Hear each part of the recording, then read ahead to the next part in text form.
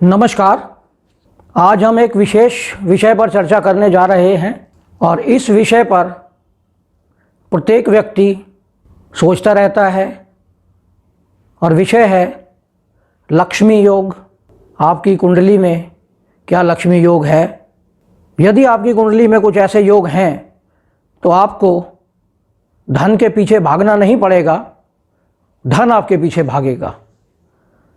तो आइए इसी पर चर्चा करते हैं कि कुंडली में जो लक्ष्मी योग होता है वो क्या होता है, लक्ष्मी योग कैसे बनता है, कैसे काम करता है, और आप अपनी कुंडली में स्वयं इसको देख सकते हैं। और अधिक विश्लेषण के लिए आपको नवांश कुंडली भी देखनी पड़ती है। यदि आप इसको ठीक तरह से नहीं देख पाते हैं तो किसी विद्वान ज्योतिषी से परामर्श अवश्य लें। सबसे पहले हम अपने दर्शकों का धन्यवाद करते हैं जिन्होंने इस चैनल को सब्सक्राइब किया है और कमेंट्स भी करते रहते हैं। साथ ही हम उन दर्शकों को भी कहना चाहते हैं, यदि आपने हमारा चैनल सब्सक्राइब नहीं किया है तो इसे सब्सक्राइब करें, बेल आइकन का बटन दबा दें जिससे आने वाले सभी वीडियो आपको मिलते रहें। और हमारे वीडियो पर कमेंट अवश्य करें, साथ ही अपने मित्रों में भी शेयर करें जिससे वह भी इसका लाभ उठा सकें। अब हम बात करते हैं लक्ष्मी योग पर कि लक्ष्मी योग क्या होता है, कुंडली में इसको कैसे हम देखते हैं। तो ये हम एक कुंडली ली है, हमने जनरल कुंडली है। ये कुंडली का लगन भाव होता है, जैसा कि सब लोग जानते हैं। ये नंबर 1 2 3 4 जो लिखे हैं ये राशियां हैं। आपकी कुंडली में कुछ और भी लिखा हो सकता है, ज़रूरी नहीं है कि 1 लिखा हो। 1 की जगह 5 हो सकता है, 4 हो सकता है, 10 हो सकता है, 1 से 12 तक कोई भी नंबर हो सकता है। और अगर आपकी कुंडली में यहाँ 5 लिखा है तो यहाँ 6 7 ऐसे कंटिन्यूएशन में चलेंगे। ये साइड में जो राशियाँ लिखी हैं 1 और 8 नंबर की राशि, यानी ये वाली और ये 8 नंबर राशि, इसके स्वामी मंगल होते हैं और मंगल की उच्च राशि 10 नंबर होती है। 2 और 7 नंबर शुक्र की राशियां हैं और इसके शुक्र 12वीं राशि में उच्च होते हैं। 3 और 6 नंबर की राशियां बुध की राशियां हैं और यह 6 नंबर में उच्च होते हैं। 4 नंबर चंद्रमा की राशि है जो 2 नंबर की राशि में उच्च होते हैं। 5 नंबर की राशि सूर्य की है, यह 1 नंबर में उच्च होते हैं। 9 और 12 नंबर की राशियां बृहस्पति की हैं और वह 4 नंबर की राशि में उच्च होते हैं। और 10 और 11 नंबर की राशि शनि की है और वह 7 नंबर की राशि में उच्च होते हैं। तो हम बात करते हैं कि लक्ष्मी योग कुंडली में कैसे बनता है। सबसे पहले हम आपको बता दें कि ये जो 4 खाने हैं, जो केंद्र, इनको हम केंद्र कहते हैं ज्योतिष में, और केंद्र विष्णु स्थान कहे जाते हैं। ये तीनों केंद्र विष्णु स्थान हैं। और ये जो कोण है, यानी 1 2 3, ये त्रिकोण कहा जाता है। और ये पहला भाव त्रिकोण में भी काउंट होता है और केंद्र में भी काउंट होता है। तो इसको अगर हम देखें तो यह नवम भाव है। नवम भाव से हम क्या देखते हैं? आदमी का भाग्य देखते हैं, आदमी के पिता को देखते हैं।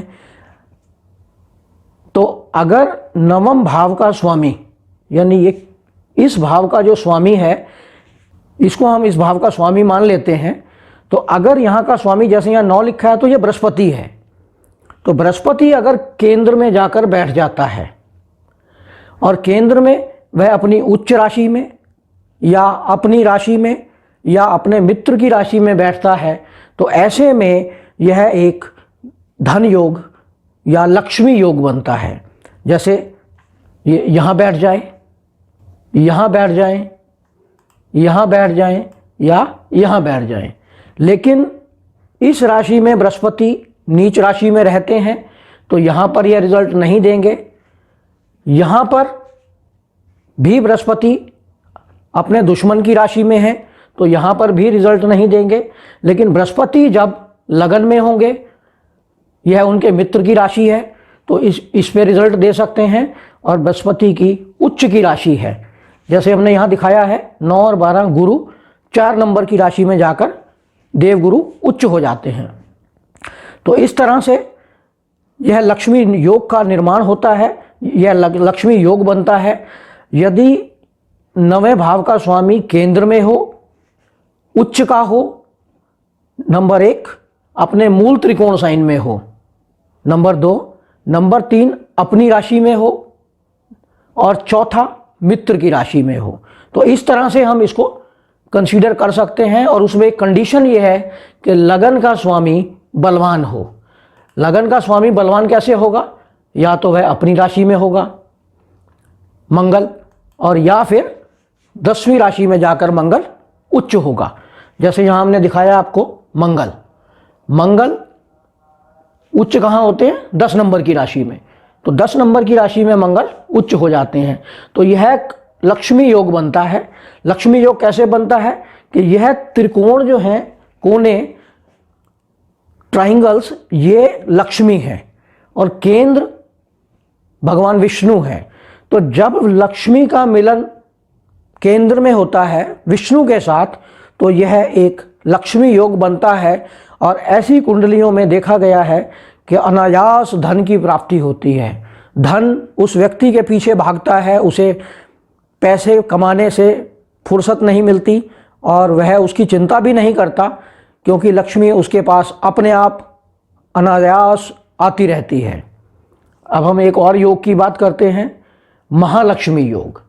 कि महालक्ष्मी योग क्या होता है? ये थोड़ा और उच्च कोटि का योग है। और इसमें क्या होता है कि यह उल्टा है। इसमें भगवान विष्णु, क्योंकि यह केंद्र विष्णु है, तो लगन के स्वामी लक्ष्मी स्थान में पहुंच जाते हैं। जैसे मंगल की यह राशि है, तो मंगल की राशि में यह केंद्र में चले गए मंगल, यह केंद्र त्रिकोण में चले जाते हैं और इधर से मंगल यहाँ आ जाते हैं।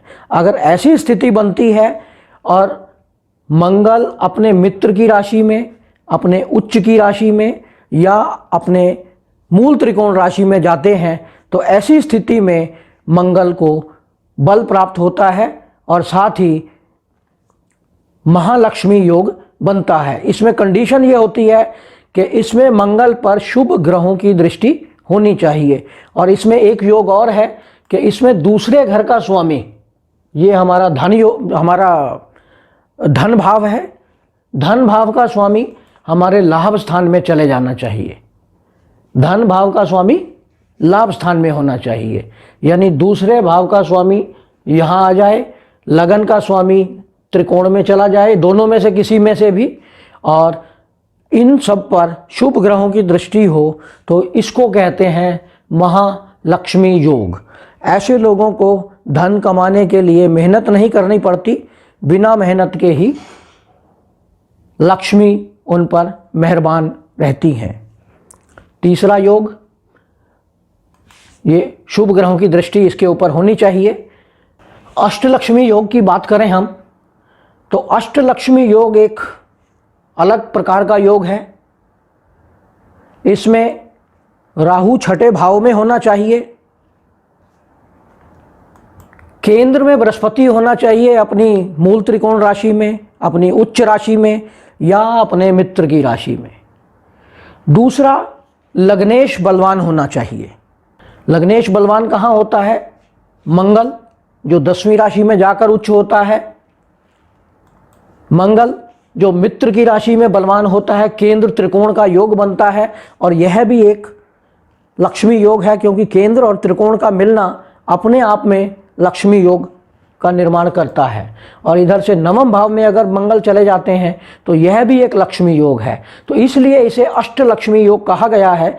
और इसमें अगर मंगल 10वें भाव में है तो ऐसा व्यक्ति महापराक्रमी, महाकर्म योगी होता है, क्योंकि 10वें भाव में बैठकर मंगल उसे कर्म योगी बना देते हैं। और छठे भाव में बैठा राहु मंगल को देखता है, तो मंगल के भीतर और ऊर्जा हो जाती है, अधिक ऊर्जावान बन जाता है और यह व्यक्ति बहुत मेहनती होता है। राहु छठे भाव में बैठकर आपके शत्रुओं का नाश करता है, शत्रुहंता योग बनाता है, और यहाँ बैठकर यह 12वें भाव को देखता है, जिससे आपका धन व्यय में कमी आती है, इस भाव को कमज़ोर करता है। और साथ ही यह द्वितीय भाव को दृष्टि प्रदान करता है, जिससे आदमी धन संचय करता रहता है। तो यह अष्टलक्ष्मी योग है, जिसमें आपको पैसा कमाने की आवश्यकता नहीं पड़ती, लक्ष्मी आप पर परमानेंट निरंतर मेहरबान रहती हैं। अब हम एक एग्जाम्पल कुंडली ले लेते हैं। यह कुंडली है मुकेश अंबानी की। इसी पे हम बात करते हैं कि इनकी कुंडली में क्या क्या योग आ रहे हैं। कुंडली में देखिए तो लग्नेश सप्तम में बैठा हुआ है, केंद्र का स्वामी केंद्र में है और त्रिकोण का स्वामी द्वितीय भाव में है। और लग्नेश मंगल जो 8वीं दृष्टि रखता है अपने ऊपर, वह नवमेश को देखता है। तो लगन का और नवम का संबंध बन रहा है केंद्र और त्रिकोण का, तो यह हुआ लक्ष्मी योग। बृहस्पति का केंद्र में बैठना, पंचमेश होकर केंद्र में आना, यह भी लक्ष्मी योग है। दूसरा, एक केंद्र के स्वामी चतुर्थेश का लगन में जाना, यह भी एक अति उत्तम योग है। दूसरा, अगर हम देखें तो एकादश भाव का स्वामी और सप्तम भाव का स्वामी, एकादश भाव का स्वामी और सप्तम भाव का स्वामी छठे भाव में दोनों एक धन योग बना रहे हैं और इस धन योग को बलवान कर रहे हैं बृहस्पति, जो नवम भाव के स्वामी होकर एकादश भाव के स्वामी पर दृष्टि डाल रहे हैं। तो द्वितीयेश और एकादशेश और पंचमेश, ये तीनों आपस में संबंध बनाए हुए हैं। तो यह एक अति उत्तम प्रकार का धन योग बना हुआ है कुंडली में। तो ऐसे लोगों को पैसा कमाने की आवश्यकता नहीं पड़ती, पैसा इनके पीछे भागता है, लक्ष्मी इन पर सदा मेहरबान रहती हैं। तो यदि आपकी कुंडली में भी इस प्रकार के योग हैं, और यह योग फलीभूत कब होंगे, जब का आपकी दशा अंतरदशा आएगी और साथ ही आपको फेवरेबल गोचर मिलेगा, तब जाके यह योग फलीभूत होंगे। तो आप अगर लक्ष्मी की कृपा चाहते हैं तो कनक धारा स्तोत्र का पाठ अवश्य करें, लक्ष्मी सूक्तम का पाठ करें। आपको अगर यह वीडियो पसंद आया हो तो इस पर कमेंट अवश्य करें। साथ ही हमारे वीडियो को सब्सक्राइब करें, शेयर करें, जिससे आपके मित्र भी इसका लाभ उठा सकें। धन्यवाद।